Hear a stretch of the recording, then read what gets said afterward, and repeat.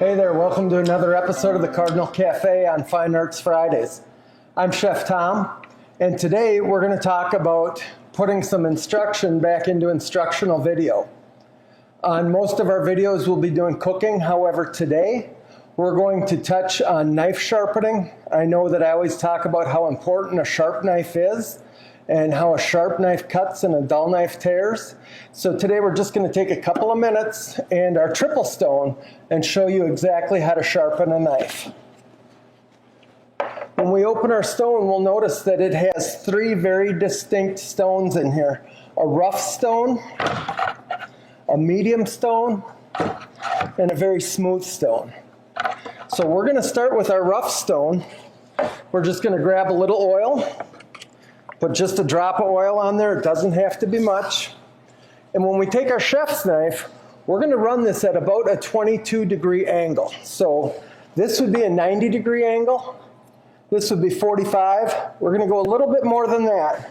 We're just going to take it, and we're going to run it across that stone from heel to tip. And it should only take about 5 or 6 times on either side to get a good edge onto your knife.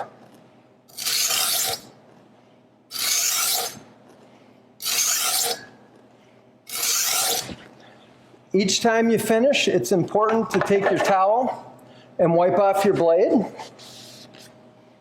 And then we're going to switch to our medium stone. Just as we did with our rough stone, we're going to put on a drop of oil. It doesn't have to be much. And we're just going to go again. And we want to make sure we're going heel to tip every single time.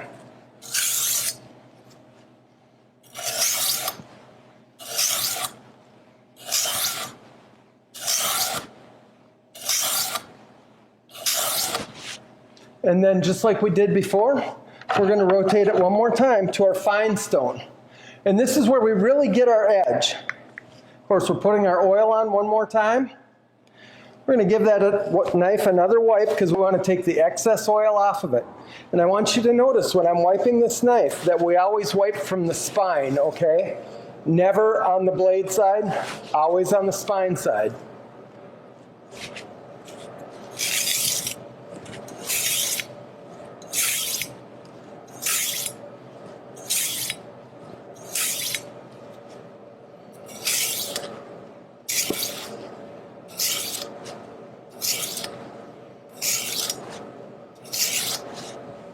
We're going to go ahead, we're going to wipe it down.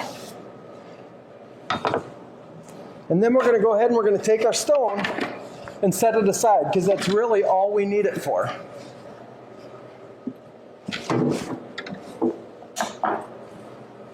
And at this point, we're going to bring out our steel.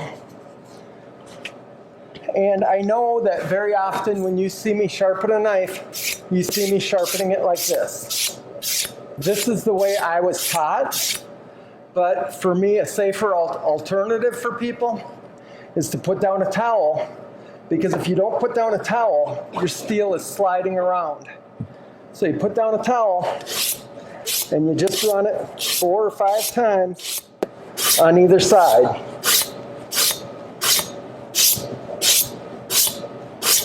Now, at this point, the reason we're using the steel is to take the burrs off of the blade that are left from the stone. And you can see that here's those little burrs here on the towel. And now this knife is razor, razor sharp. And when you're checking the sharpness of a knife, you always go across the blade with your thumb. You never go this way because you're almost guaranteed to cut yourself. So now that we have an extremely sharp knife, we're going to go ahead and we're going to break down a couple of chickens.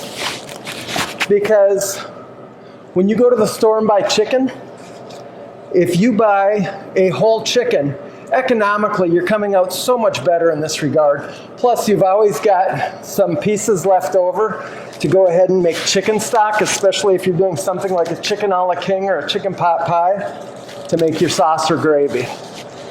Today, we're going to show you a couple of different things. We're going to show you how to spatchcock a chicken like if you're going to smoke it. And we're also going to show you how to do it in half. And also, we're going to show you how to cut it up 8-way, like if you were frying it. So, I learned to cut chicken when I was about 14 years old, and this is the way I was taught, and it served me well for a long time. You're going to take your French knife, about midway through the back, you're just going to start cutting. You're just going to get that backbone out, and as you can tell, the knife is extremely sharp. I mean, it is rolling right through here, okay? You're going to keep this chicken back, and you're going to put it in your bowl, because that's what you're going to use for your stock. And when you make chicken stock, if you have a pound of chicken, you're going to use 8 ounces of celery, 4 ounces of onion, and 4 ounces of carrot, along with a half a gallon of water, and then a little bit of salt, pepper, garlic, and some thyme, okay? That's going to be your basic chicken stock. So now, we have our backbone out of our chicken. We're just going to give it a little push there and break that breastbone, and then we're just going to slice right through. Okay? Now we've got 2 delicious half chickens. You can roast those up just the way they are, put them right on the plate, and that's a delicious chicken dinner. Or, if we're going to cut this 8-way, you take and you feel this little seam in here between the breast and the thigh, and you just give a little cut, okay? See that? You're not cutting through any bone there, you're just cutting tissue. We're going to do that again right here. You're just going to feel for the best spot to cut through. And again, just easy peasy, okay? Now, on these breasts, we're going to go ahead and we're going to take off these wings. And we're just going to go up here and we're going to feel around. And right here, you can feel the joint. And this is where you're going to start cutting, okay? And just like that, you have your wing off of there, and you have a real nice breast for roasting. We're going to do the same exact thing right here. We're just going to feel for that joint, and we're going to slice right through.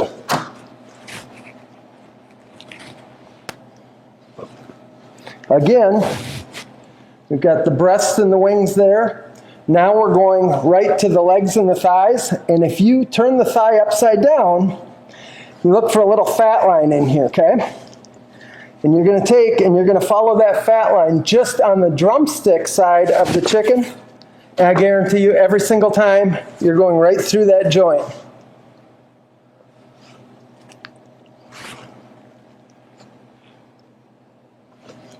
I'm going to do that one more time right here. You see that fat line right here? We're going to take it on the drumstick side and just cut right through. And you're always letting your knife do your work, okay?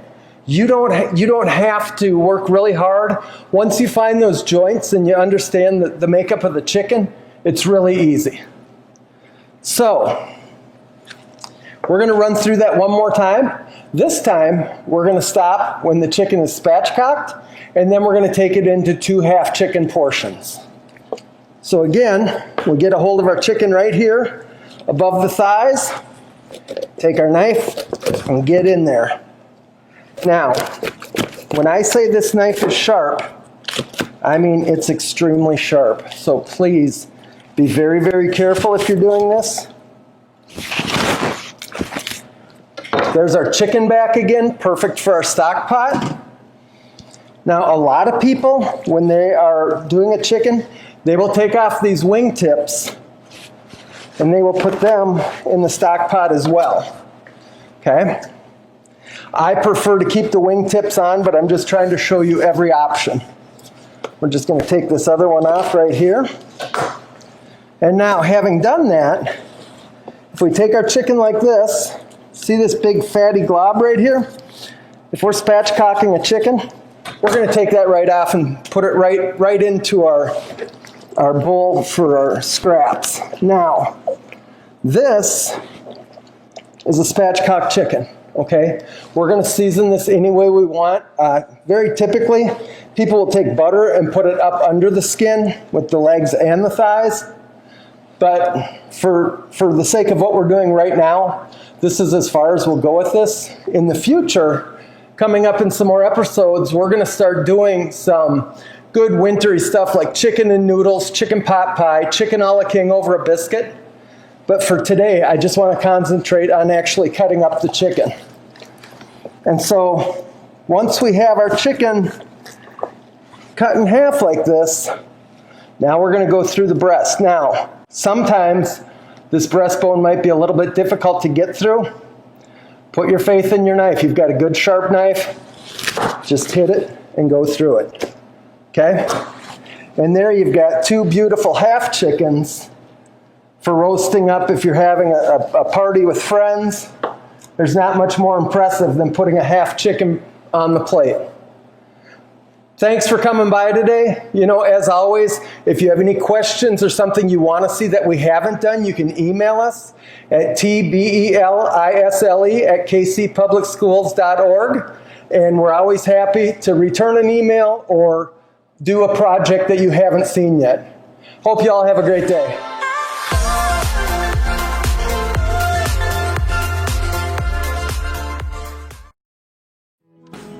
Kindergarten is great at Kansas City Public Schools. I know they have really good teachers. I know this is great school. They teach them stuff that I thought my kids would never be able to know at the age of 5. Since deciding to send our kiddos to a neighborhood school, we've become even more of a part of our community. Now is the time to enroll your future kindergartner for the new school year. Visit enrollkc.org today.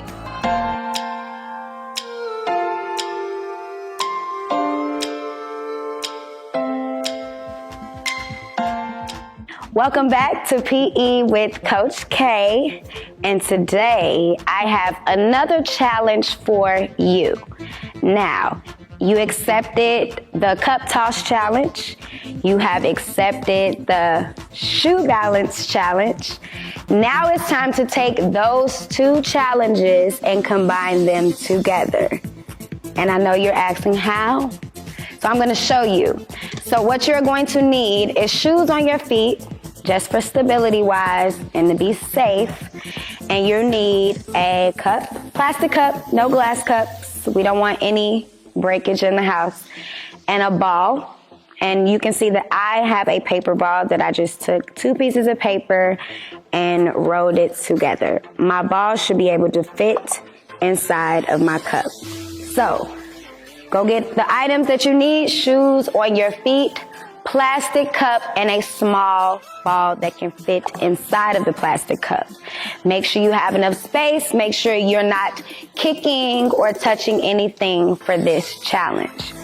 So with this challenge that we're going to do today, there's only 2 rounds, but in these rounds, I'm going to challenge you to not only balance, but while you are balancing, you are also tossing your ball up and catching it. So that's round 1. So remember, we did just the regular toss up and catch. We didn't balance. And then we did our regular shoe balance. But now we're going to combine those 2 challenges together to see if we can do both at the same time. Now, if you need to get a chair or maybe stand by a wall just so you can kind of catch your balance, you know, if something goes wrong, feel free to do so. But I feel like I'm a master at balancing. I'm a dancer, so I should have some balance skills. But if you see me fall, I'm going to give you the privilege to laugh, okay? Because I'll probably laugh at myself. So, round 1. If you need to pause the video, go ahead, get everything that you need to get so that you are prepared and ready, because we're going right after one another. Round 1. You're balancing on one foot. Remember what I said before, whatever we do on one side of our body, we have to do on the other. Got to keep it even. So you're going to balance on one foot, and we're going to do our one hand toss and catch with the cup while balancing. But we're going to see how many catches can we get in 1 minute. Now, the difference with this challenge is if your ball fell, like mine just fell, you're going to have to do 5 jumping jacks every time your ball falls. And then you just pick it back up, get back on one foot, toss it up, catch it, go back, and still keep up with how many you can catch in your cup. We have 1 minute to see how many can we get. Remember, every time the ball falls, you have to do 5 jumping jacks. It's good for your heart, so you'll be fine. 5 is a small number. If you want to take it up to 10, you go ahead, okay? Challenge yourself at your own pace. So we're gonna go ahead and get started for round 1, and then I'll give us a small little break, and then we'll go into round 2. So once again, round 1, we are balancing while tossing and catching with the cup. If it falls, we have to do 5 jumping jacks. Are you ready? If you're not, get ready, because we're starting in 5, 4, 3, 2, 1. Let's go. And that's 1. Oop. 2. Oh, okay. Guess I gotta do 5. 1, 2, 3, 4, 5. Go ahead and just pick it back up. If yours dropped just like mine's, that's 3 and 4. Oop. And 5. Oh, good catch, Karina. And 6. Can you beat my score? Because I'm at 7, 8, 9, 10. We got about 30 seconds left. 11, 12. Don't give up now. You already accepted the challenge. 13. Ooh, I'm on a roll. 14. Ooh, 15. 16. 10 seconds. 17. 18. 19. 3, 2, 1. And, oh, done. So I got 19. I want to see how many you can get. Did you beat my score? Maybe, maybe not. Okay? So go ahead and shake your standing leg out, whatever leg that you were using to balance on. Shake it out, because we have to go to the other side. Are you ready? If not, get ready, because we are starting in 4, 3, 2, 1. Let's go. Okay. Oh, wait. I forgot something. Stop the timer, whatever time you got. Since we're switching legs, we need to switch hands. So remember, whatever we do on one side, we got to do on the other. So go ahead and switch hands. If you had the ball in the right, put it in the left, and put the cup in the right. If you had the cup in the right hand, put your ball in the right hand and put your cup in the left, okay? So you're just switching. So now we're gonna start in 8, 7, 6, 5, 4, 3, 2, 1. Let's go. 1. Oh, I still got it. 2. Remember, if it falls, you have to do 5 jumping jacks. Oh, I spoke too soon. 2, 3, 4, 5. Pick it back up. 3, 4. Can you get more than me? 5, 6, 7. And if you need to jump around, do whatever. Get back up. If it fails, put it in. 1, 2, 3, 4, 5. And then we're going to keep going. So you can use this time, shake your legs out, because we're about to go to round 2. I just want to make sure I'm right. All right. So round 2. So we balanced on one foot, we tossed and we catched for round 1 on each side. Now round 2, we're gonna do our cup toss while balancing. So we're using the cup to toss it up and then catch it while on one foot. So let's go ahead and get ready. We have 1 minute to see how many catches can we do. If the ball falls, you have 5 jumping jacks. Are you ready? If not, get ready in 5, 4, 3, 2, 1. Ball in the cup, and 1. Keep your eyes on the ball. 2, 3, 4, 5, 6. I'm on a roll. 7, 8, 9. 5 jumping jacks. 1, 2, 3, 4, 5. Keep it up. Ball in the cup. 10. And that was just 1, 2, 3, 4, 5. Pick it back up. If it fails, put it in. 1, 2, 3, 4, 5. We got 20 seconds. I'm at 10. There we go. Pick it back up, Karina. 11. 12. Come on, y'all. Can you beat my score? 1, 2, 3, 4, 5. We only have 10 seconds left. 6, 5, 4, 3, 2, and done. Okay, ooh, that was a little challenge for me. Go ahead and shake your standing leg out because we're about to go to the other side. I'm gonna give you a little break. Take a little breath. If you did as many jumping jacks as I did, yes, you need a little breath. Maybe grab a little drink. Do what you need to do because we're about to get started. We're gonna go on our other side. Remember, what we do on one side of our body, we have to do on the other. Also, we need to switch. Oh, no, we don't need to switch because it's in the cup, but switch hands. So if you have the cup in the right hand, put the cup in the left. If you have the cup in the left hand, put the cup in the right. But we're about to get started in 9, 8, 7, 6, 5, 4, 3, 2, 1. We have 1 minute. 1, 2, dang. 1, 2, 3, 4, 5. Pick it back up and keep going. 3, 4. My left hand is a little tricky. Ooh. 1, 2, 3, 4, 5. I think I'm at 4, 5. There we go. 6, 7, 8, 9, 10. Hold your balance. Can you get more than me? I'm at 12. Up. 13. Hey, nope, I won't count it. 1, 2, 3, 4, 5. We only have 10 seconds. 14. 1, 2, 3, 4, 5. We have 3, 2, 1, and time. Whew, I think I got about 15. Go ahead and shake the leg out. Left hand, little tricky. I wonder if it was tricky for you. Your right may be stronger or your left may be stronger. It's okay. So, let me catch my breath. And I hope you enjoyed and you had fun with me. I'm glad you accepted my challenge. Remember those other challenges, the cup challenge. See, I can't even talk. The cup challenge and the shoe balance challenge was a combination of both.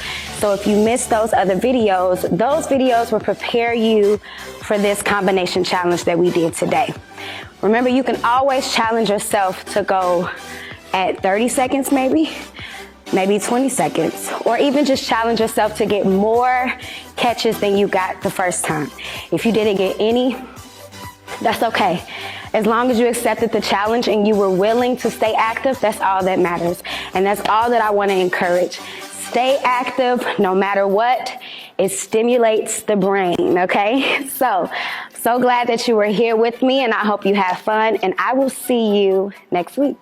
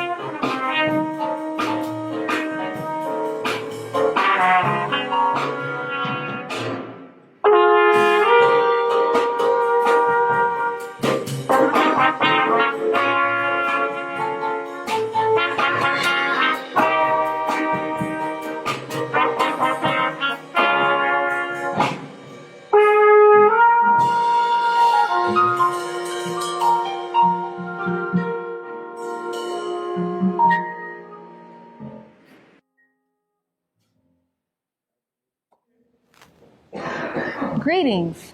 I'm Dr. Adriana Marshall, Fine Arts and Physical Education Coordinator for Kansas City Public Schools. And today we have something very special to present. In collaboration with Kansas City American Jazz Museum, we are presenting an interactive tour that will feature Cassell's faculty and students. And I am Quez, you guys. I'm Quez from the American Jazz Museum. I run all the programs and events here, and it's a joy to have my old school, Purcell Middle School of the Arts. It used to be called Middle School of the Arts, Purcell Academy, okay? Thank you for coming. Thank you for having it. And you will learn about Charlie Parker, Duke Ellington. Who else are you guys doing? Mingus. So many Ella amazing. Fitzgerald. Yes. Macbeth. Yes, so it's a privilege and an honor. Thank you, Purcell, and thank you, Dr. Marshall and Kansas City School District. Thank you very much. Yes. Hello, my name is Willie Thornton. I am the choral director at Purcell Academy. I'm so excited to be in the Kansas City Jazz Museum. One of the songs that we're going to sing today, sung by Marquise Williams, and it's called If I Could Write a Book.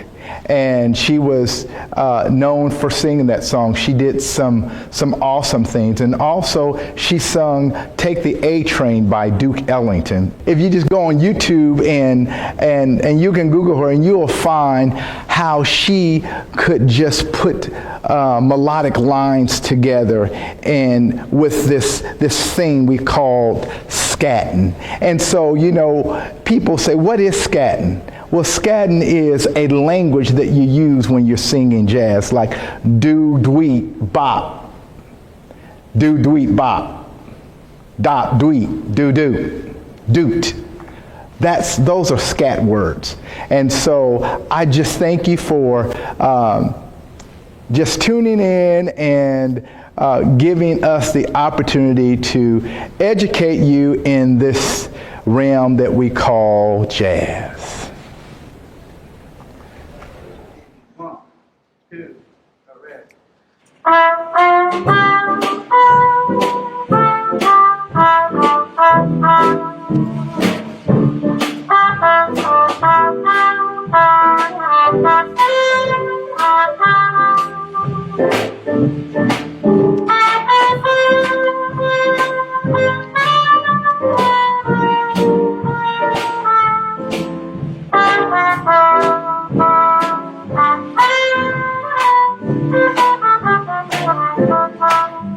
They asked me I could write a book about the way you walk and whisper and look. I could write a preface on how we met, so the world would never forget. And the simple secret of the plot is just to tell them that I love you a lot. And then the world discovers as my book ends how to make two lovers and friends.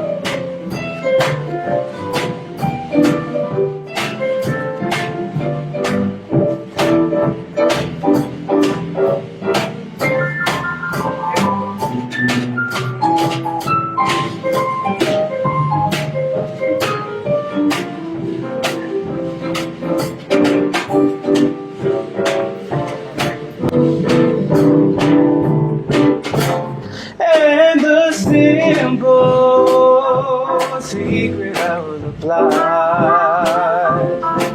is just to tell them that I love you alive. Then the world discovers that my book is how to make two lovers and friends.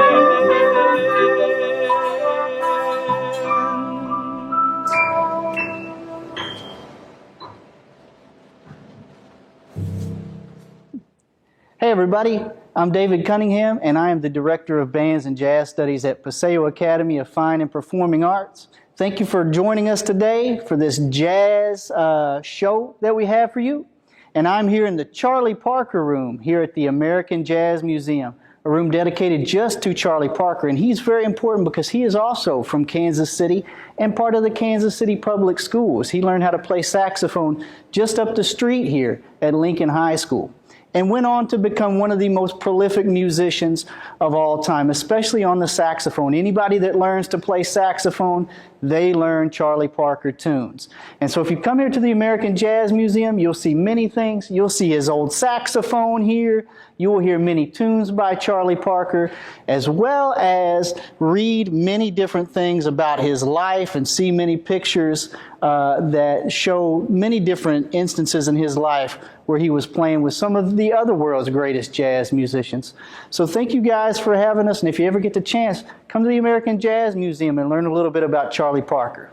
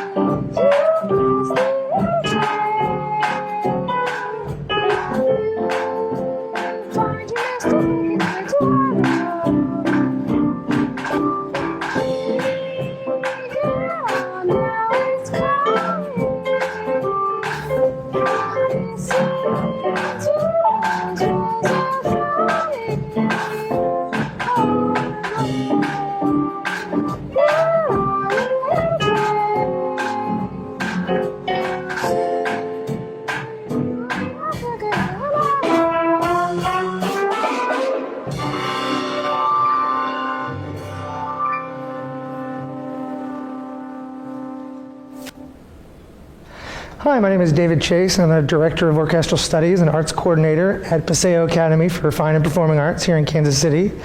Today I want to talk to you just a little bit about one of my favorite artists, Nat King Cole. Nat King Cole was one of the best blues players in the 1930s and 40s, and he traveled all over the country. Probably the route that he took the most is Route 66, which was also the title of one of his probably most famous radio tunes. It was definitely #1 with a bullet in 1943. The interesting thing about this particular chart, as we call it in music, is it's still technically blues, not rock and roll. Rock and roll is given credit to being innovated by Chuck Berry, and the first rock and roll song is called Maybelline, 1952, I believe. This came out in 1946 and hit the top of the charts. And the reason that you can tell, even though it does have a little bit of electric guitar, Nat was a pianist. Not only a pianist, he was one of the finest blues pianists in the world at that time. And you really hear with this tune the evolution of piano being the main instrument for pop music at the time, transitioning over to guitar, which Chuck Berry solidified for us. Of course, everybody's heard Johnny B. Good, which was the next rock and roll chart, and then it exploded.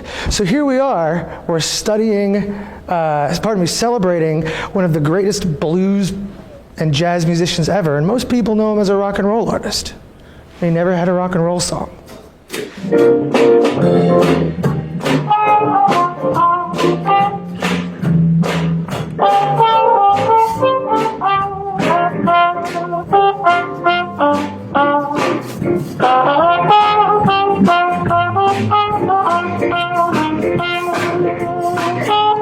If you ever plan to motor west,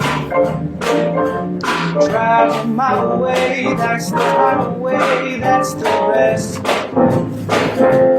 Get your kicks on Route 66. It winds from Chicago to LA. More than 2,000 miles on the way.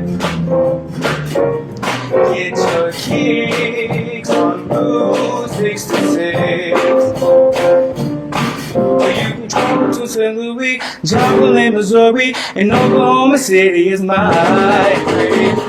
You'll see Amarillo, Gallup, New Mexico, Flagstaff, Arizona, don't forget Winona, Keysman, Barstow, San Bernardino. Won't you get it to this time with it?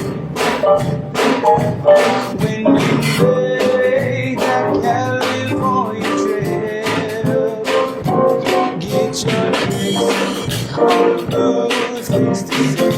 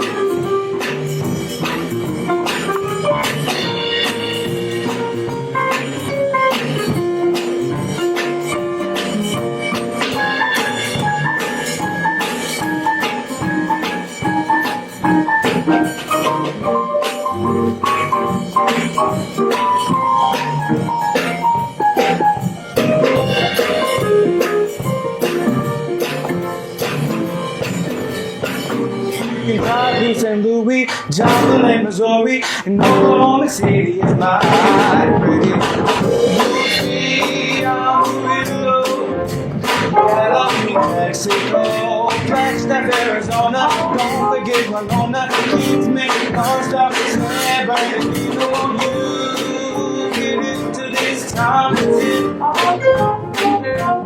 When you play that California trail, get your kicks on Route 66.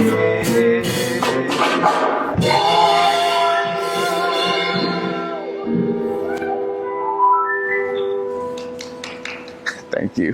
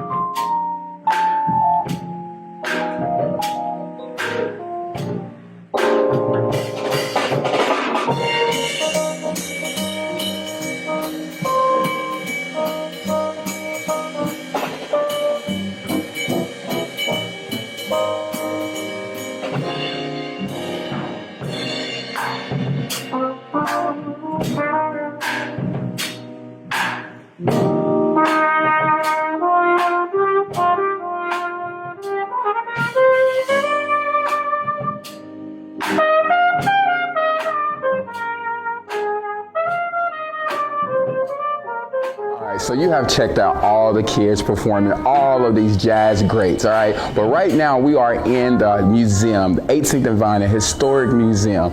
All these people you heard, they was playing. Come check them out at the museum. We got Charlie Parker, you're gonna hear Ella, all right? You're gonna hear Louis Armstrong. We got so many people to check out. My name is Quez. Come down to the American Jazz Museum, all right? Thank you for watching. Thank you for listening. Tell your mama, tell your kids, tell everybody to come on down. Peace.